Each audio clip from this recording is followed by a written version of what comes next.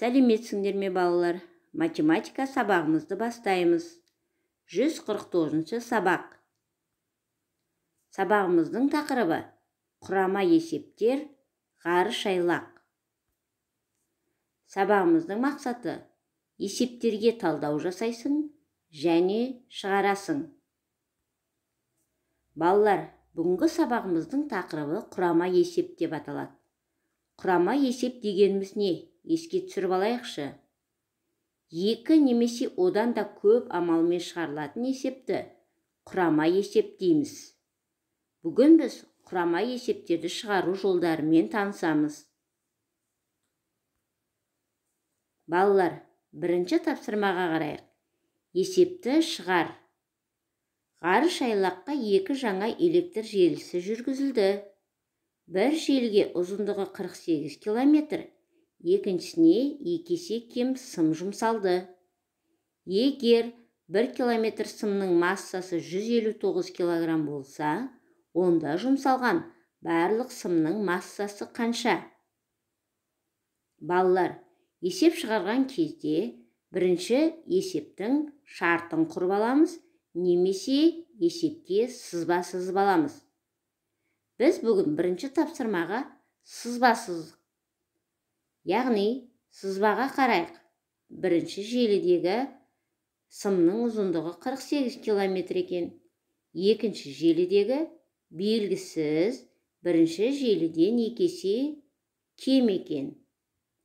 Енді бізде барлығы қанша километр сым екені белгісіз, сол барлық километр сымға қанша килограмм, массасы қанша килограмм екені белгісіз. Есептің сызбасы бойынша бізде қанша сұрақ белгісі тұр балалар? 3 сұрақ белгісі тұр. Яғни есепті 3 амалмен шығарамыз. Бірінші амал, біз екінші желідегі сымның ұзындығын тауып аламыз. Екінші амал, бірінші желідегі мен екінші желідегі сымның ұзындығын қосамыз. Үшінші амалда осы барлық сымды 159 килограммға көбейтеміз.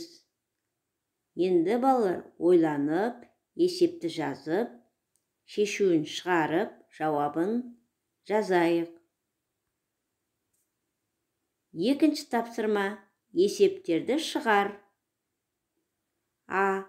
Зауыт жылына зымыран құрастыруға қажетті 16326 бөлшек дайындайды.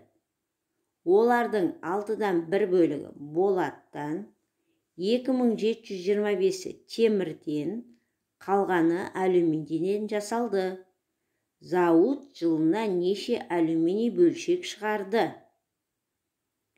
Бұл есепке де сызба құрастырып алған өзімізге тиімді.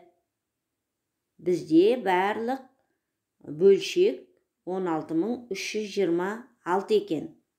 Оның бір бөлігі, яғни болаты 6-дан 1 бөлігін құрайды екен. Темір 2725. Енді бізде алюминий белгісіз.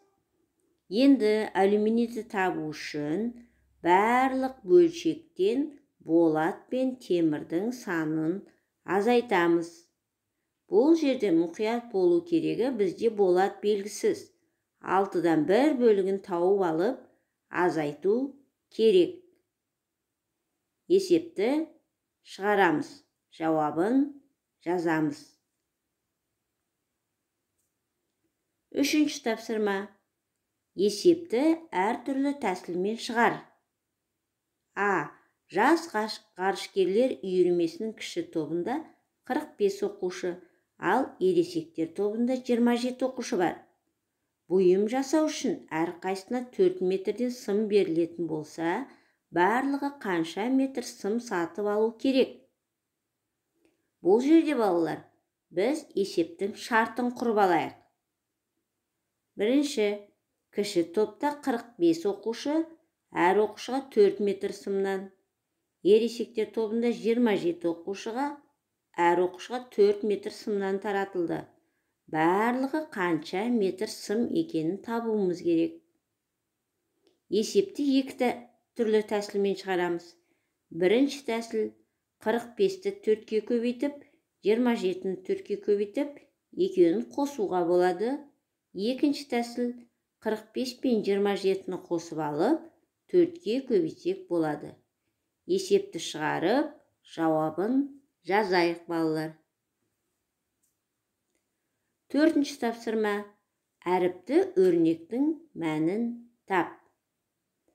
Балалар, бізге А-ның мәндерін, Б-ның мәндерін берген. А мен Б-ның айырмасы мен 6-ның көбейтіндісі өрнегінің мәнін табу керек.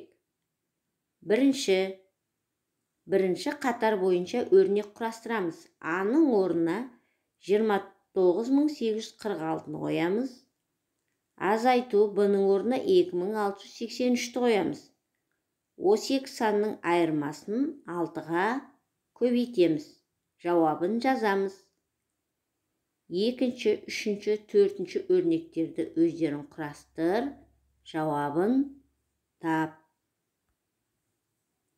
Бесінші тапсырма.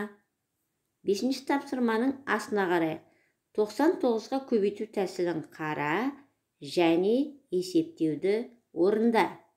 Яғни, санды 99-ға көбейту үшін санды 100-ге көбейтіп, сол санды өзін азайтуға болады екен. Мысалы, 79-ді 99-ға көбейтейік. Ол үшін 79-ді 100-ге көбейтіп, тағы 79-ді азайтамыз. Сонда жауап 7821 болады. Мына мысалдарды өзің есептеп шығар. Енді осы 5-ші тапсырманың әсінде 101-ге көбейтуді қалай орындауға болатын түсіндір және есептеуді орында. Балалар, санды 101-ге көбейту үшін санды 100-ге көбейтіп, сол санды өзіне қосуға болады. Мысалы, 54-ті 101-ге көбейтейік. 54-ті 100-ге көбейтіп, 54-ті қосамыз. Сонда 5454 саны шығады. Мына мысалдарды осы тәсілді пайдаланып, орында. Өздік жұмыс. Оқулықтың 76-шы бетіндегі 8-ші тапсырманы орында. Жақсы балалар, бүгінгі сабақ бойынша кері байланыстарыңды мынандай смайликтер арқылы жіберсеңдер болады. Іске сәт балалар.